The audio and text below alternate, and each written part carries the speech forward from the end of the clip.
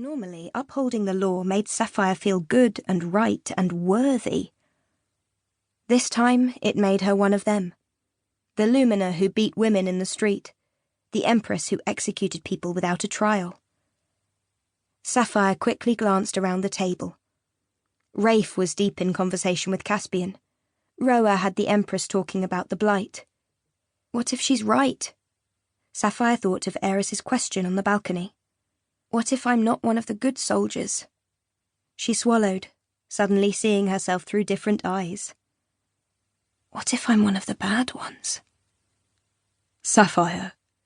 Leandra executed those pirates you brought her without a trial, Dax. He nodded. I know. She frowned up at him. You know? It's not a decision you or I would have made. He looked down to his plate, the line of his jaw hardening a little. But we can't go around imposing our ways of doing things on everyone else. The laws of the Star Isles are the laws of the Star Isles, and while we're guests here, we need to abide by them. It's not our place to interfere. Safire stared at her king. And if those laws are unjust? He glanced at her. What if they are just? You and I have never had to deal with pirates, Saf. Leandra has to.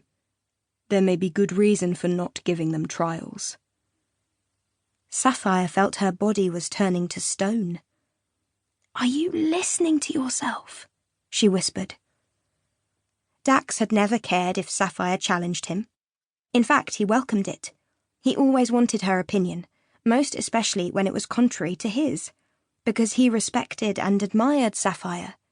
Because in arguing with her, in talking through the issue, Dax came out the other side better prepared to make whatever decision needed making. Now, though, instead of arguing back like he usually did, his eyes darkened and he looked away from her. What would you have me do? He kept his voice so low it was almost a whisper. Challenge her. Condemn her laws. Tell her you won't catch the criminal you promised to catch for her. Safire opened her mouth to respond, only to find she didn't have an answer. We need her, Safire. The Scrublands need her.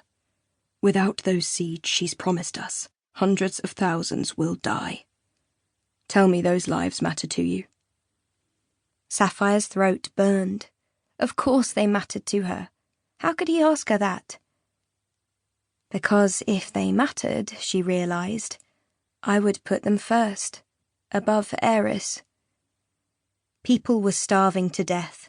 Roa's family was starving to death, and here Safire was, compromising the very alliance that would save their lives. She suddenly wanted to rise from the table and leave.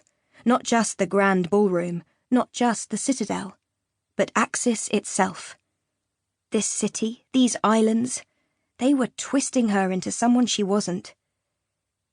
Sensing her agitation, Dax said, What is really going on here? Safire couldn't look at him.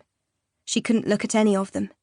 So she stared down at the dead fish on her plate and said, I killed a man I hated once. That decision haunts me. I won't kill a girl She stopped herself, afraid to say the words aloud.